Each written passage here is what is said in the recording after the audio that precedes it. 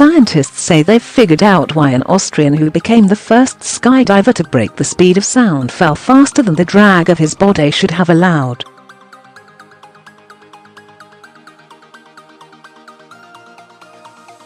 Felix Baumgartner jumped from the stratosphere 39 kilometers (24 miles) above Earth on October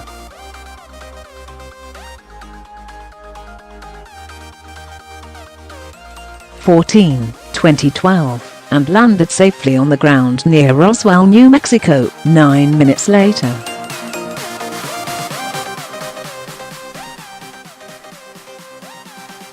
Baumgartner, whose protective suit and backpack gave him a very irregular shape, reached speeds of up to 1,357.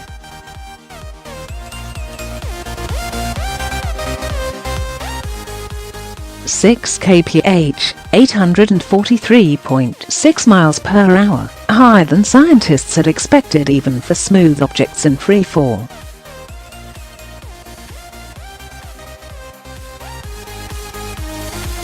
File in this .1, 2012 file photo. Felix Baumgartner of Austria gestures prior to speaking with the media after successfully jumping from a space capsule lifted by a helium balloon at a height of just over 128,000 feet above the Earth's surface in Roswell, N.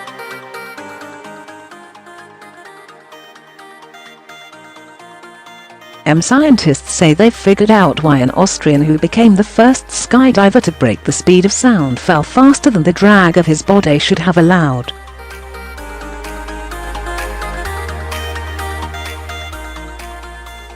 In a paper published Thursday, D.Franklin, 2017 by the journal PLOS One, researchers from Munich's Technical University said irregular shapes appear to reduce the aerodynamic drag that increases as objects near the sound barrier.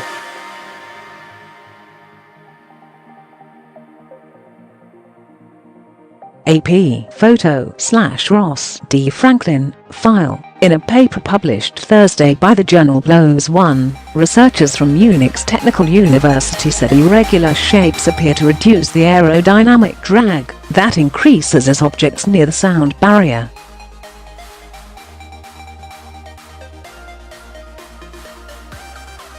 Fearless Felix reached speeds of up to 834 miles per hour before his parachute opened, and he landed back on solid ground 5 minutes later, to have completed the highest and fastest skydive in history.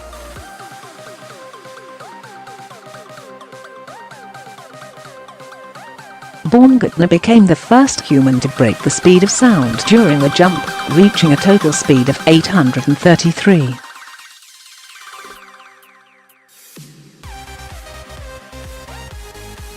N.M.He also set records for the highest balloon ascent, highest parachute jump and the fastest speed achieved by a human through the atmosphere, after jumping from 128,100 feet above the Earth for the Red Bull Stratos mission.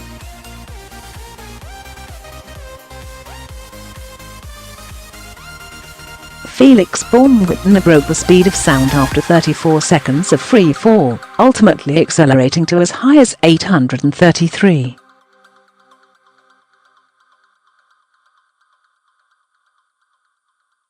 miles per hour, or Mach 1.24. Mr. Baumgartner made his death-defying jump from a tiny capsule that took him up to the edge of space, which took him 2.5 hours, to travel 128,177 feet above the New Mexico desert, and less than 10 minutes to land.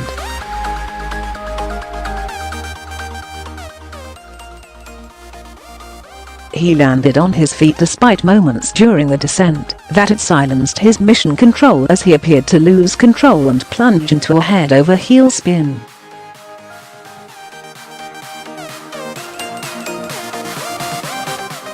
People who watched footage of the jump will remember how the daredevil fell to his knees and punched the air in triumph as the control room, packed with scientific experts and family including his teary-eyed mother, Eva, erupted into roars of applause.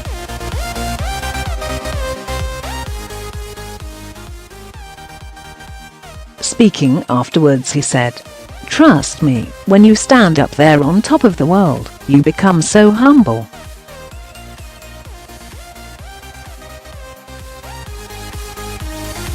It's not about breaking records anymore. It is not about getting scientific data. The only thing you want is to come back alive.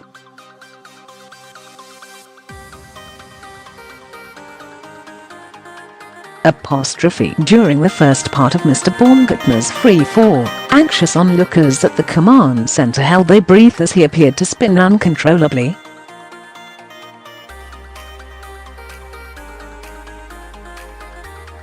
When I was spinning the first 10-20 seconds, I never thought I was going to lose my life, but I was disappointed because I'm going to lose my record.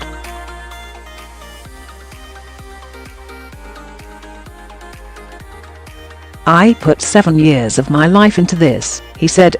Trust me, when you stand up there on top of the world, you become so humble. Speaking after the jump, Mr. Baumgartner said, "Trust me, when you stand up there on top of the world, you become so humble."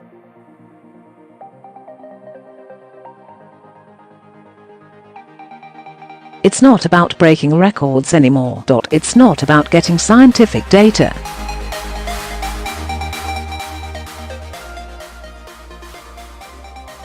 The only thing you want is to come back alive. Mr. Baumgartner said his Stratos jump has proved that a human can survive accelerating, though the sound barrier in free fall, and scientists gathered a lot of information, including the first ever physiologic data from a piranha free falling at supersonic speeds, that could be used to inform future projects, he added. In that situation, when you spin around, it's like hell and you don't know if you can get out of that spin or not.